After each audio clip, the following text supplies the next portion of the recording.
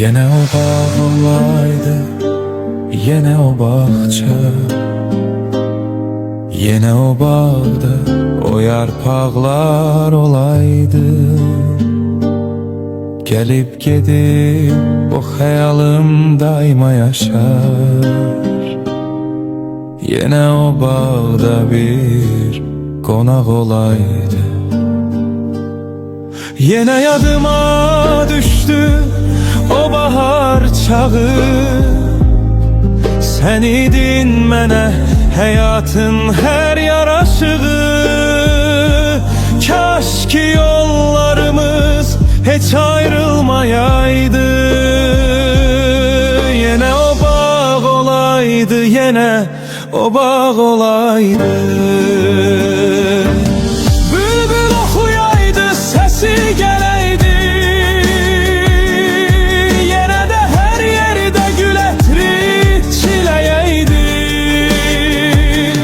Mən sənə qul olaydım, sən mənə ağa. Yenə də o yollarda iz qalaydı. O günlərin həsrəti yandırır məni. Qəlbimdə yaşayır o bağın yerini. Ah, yenə o bağ olaydı.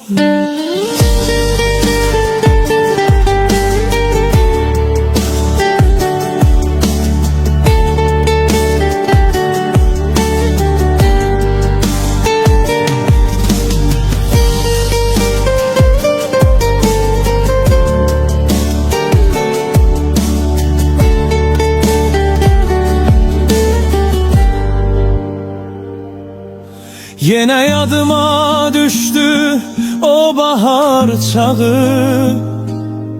Sen idin mənə həyatın hər yaraşığı. Kaş ki yollarımız heç ayrılmayaydı.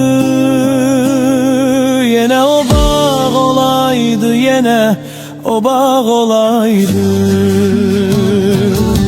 Bülbül oxuyaydı, sesi gələydi.